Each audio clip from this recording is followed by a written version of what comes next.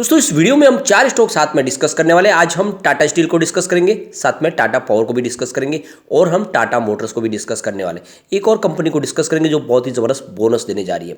यहाँ पे टाटा स्टील को लेकर बाय की कॉल निकल के आ रही है। संजीव भसीन की तरफ से बाय की कॉल दी गई है। उनका कहना है कि टाटा स्टील आपको इस समय खरीदना चाहिए। तो क्या इस समय टाटा स्टील में इन्वेस्टमेंट करना चाहिए हमें, क्योंकि स्टॉक काफ़ी समय से ज़्यादा हमें गिरता हुआ दिखाई दे रहा है, लेकिन निचले लेवल से फिर से बाइंग आ रही है। तो क्या यहाँ से तेजी बन सकती है, क्योंकि टाटा स्टील में आने वाले समय में बहुत कुछ बड़ा होता हुआ दिखाई देगा जब कंपनियां मर्जर हो जाएगी। जितनी भी स्टील सेक्टर की कंपनी है टाटा ग्रुप की, वो सारी टाटा स्टील में मर्जर होने वाली है। तो क्या ऐसे में हमें लॉन्ग विजन लेकर निवेश करना चाहिए। और यहाँ पे टाटा पावर की बात करें तो बहुत बड़ी अपडेट निकल कर है। टाटा पावर की एक बहुत बड़ी हार हुई है यहाँ पे अदानी ग्रुप के सामने। क्या है पूरा मामला जानेंगे इस वीडियो के माध्यम से।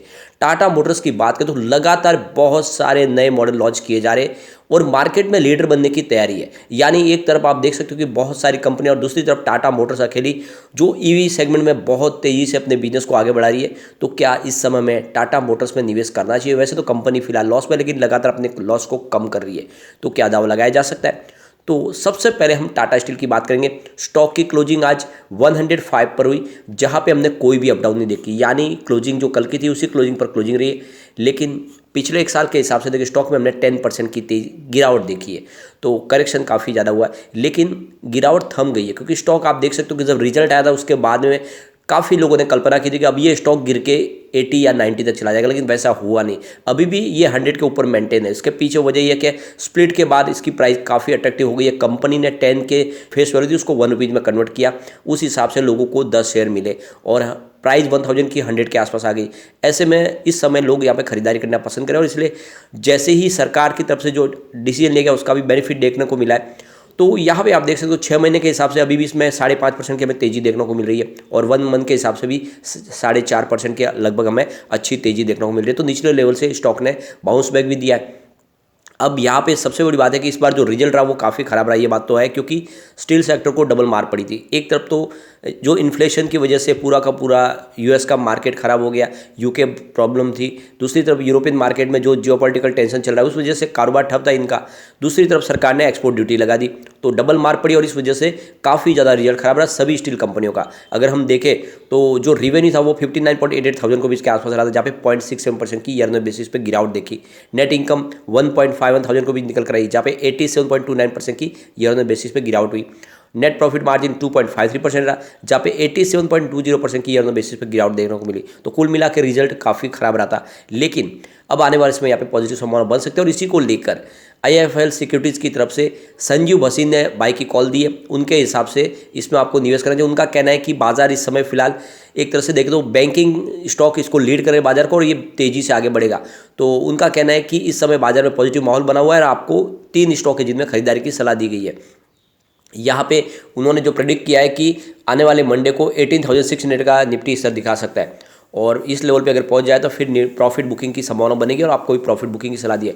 तो उन्होंने टाटा स्टील फ्यूचर में निवेश की सलाह दी है। आप देख सकते हो उनके हिसाब से टाटा स्टील का जो टारगेट है वो आप देख सकते हो 120 का रखा हुआ है। 120 का आप टाटा स्टील का फ्यूचर खरीद सकते हैं और प्राइस इसकी 106 के आसपास है और स्टॉप लॉस 102 का आपको लगाना है। तो कुल मिला के टाटा स्टील में खरीदारी की सलाह दी। इसके अलावा उन्होंने NTPC में भी खरीदारी की सलाह दी हुई है और NTPC आप देख सकते हो कि जो टारगेट दिया है वो 185 का, स्टॉप लॉस 163 का लगाना है। इसके अलावा टाइटन के दिसंबर फ्यूचर में भी निवेश की सलाह दी गई है। टारगेट 2725 का, स्टॉप लॉस आपको 2250 का लगाने के लिए कहा है। तो ये 3 उनके स्टॉक है जो सजेस्ट किए। अब यहाँ पे टाटा स्टील की बात करें, सबसे बड़ा बेनिफिट इसको मिला है, सरकार ने जो एक्सपोर्ट ड्यूटी थी उसको हटा दिया है। ऐसे में आने वाले समय में इनका एक्सपोर्ट का कारोबार बढ़ सकता है। स्टील सेक्टर की कंपनियों को कुछ बेनिफिट देखने को मिल सकता है। दूसरी तरफ अगर देखें तो JM फाइनेंशियल सर्विस की तरफ से ऑलरेडी इसका 125 का टारगेट दिया हुआ है। ऐसे में नजरिया लॉन्ग टर्म का लेके आप निवेश कर सकते हैं। टाटा स्टील काफ़ी नीचे मिल रहा है और आने में इसमें गिरावट की संभावना कम बनेगी, तेजी जरूर बनेगी। और टाटा पावर की अगर हम बात करें तो 220 पर आज क्लोजिंग है, जहाँ पे 0.023% की मामूली सी तेजी हमें देखने को मिली है। यहाँ पे भी स्टॉक में देखें तो काफ़ी समय से बहुत ज़्यादा हमें करेक्शन में आता हुआ स्टॉक दिखाई दिया है। जो तेजी इसने बताई थी कोविड काल में वो फिलहाल ठंडी पड़ती हुई दिखाई दे रही है, क्योंकि पिछले एक साल में स्टॉक बिल्कुल नहीं दौड़ा। अब यहाँ पे एक बड़ी हार हो गई है टाटा पावर की। टाटा पावर ने सुप्रीम कोर्ट में अपीलेट ट्रिब्यूनल ऑफ इलेक्ट्रिसिटी की जो फैसला दिया था टाटा पावर के खिलाफ को उसको चैलेंज करने के लिए वो सुप्रीम कोर्ट गए थे, लेकिन सुप्रीम कोर्ट में भी उनकी हार हुई है, यानी जो फैसला था एफटीएल का वो माना गया है। तो यहाँ पे देख सकते हो महाराष्ट्र इलेक्ट्रिसिटी बोर्ड ने 7,000 करोड़ रुपीज़ का एक ट्रांसमिशन का जो कॉन्ट्रैक्ट था वो इन्होंने गौतम अदानी ग्रुप को दे दिया था और टाटा पावर ने इसी को चैलेंज किया था। उनका कहना है कि किसी भी प्रकार की बिड मंगाए बगैर डायरेक्ट कैसे ये अनुबंध कर दिया उनके साथ में, और ये उनको बिड लानी चाहिए थी, यहाँ पे कोई भी नियमों का पालन नहीं किया गया, इसीलिए उन्होंने इस मामले के खिलाफ अपील की थी, लेकिन वहाँ पे उनकी अपील खारिज हुई थी। उसके बाद में सुप्रीम कोर्ट गए, सुप्रीम कोर्ट में भी कल उनको अपील को खारिज कर दिया गया और एक तरह से कहा गया कि जो महाराष्ट्र गवर्नमेंट ने फैसला लिया वो उनके हितों के हिसाब से लिया, क्योंकि उनको लोगों के लिए इलेक्ट्रिसिटी समय पे मिलनी चाहिए और इसीलिए उन्होंने जो निर्णय लिया उसको माना गया। तो एक तरह से देखें तो अदानी ग्रुप को जिस तरह से उन्होंने इलेक्ट्रिसिटी लाइसेंस दिया था उसको मान लिया गया है और यहाँ पे टाटा पावर को सुप्रीम कोर्ट से भी यहाँ पे हार मिली है। जैसे कि आपको पता होगा अदानी ग्रुप को ये बिजली का जो डिस्ट्रीब्यूशन मुंबई का कामकाज है ये रिलायंस अनिल धीरूभाई अंबानी ग्रुप की तरफ से मिला, उन्होंने इनको बेचा था।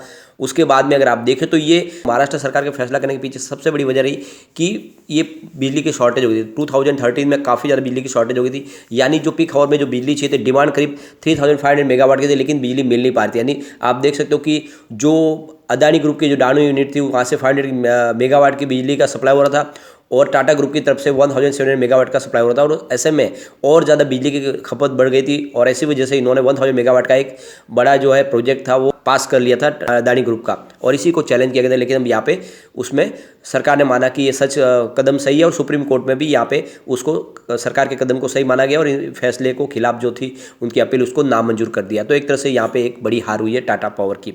यहाँ पे अगर देखें तो टाटा पावर ने इस बार रिजल्ट काफ़ी अच्छा दिया है और जिसके दम पे कह सकते हैं टाटा पावर आने वाले समय एक तेजी के साथ आगे बढ़ता हुआ स्टॉक बन सकता है। आप देख सकते हो रेवेन्यू 14.03 थाउजेंड करोड़ निकल कर आए, जहाँ पे 40.16% की हमें ईयर ऑन बेसिस पे बढ़त देखने को मिली। नेट इनकम 890 करोड़ की रही है, जहाँ पे 94.32% की ईयर ऑन बेसिस पे बढ़त देखने को मिली।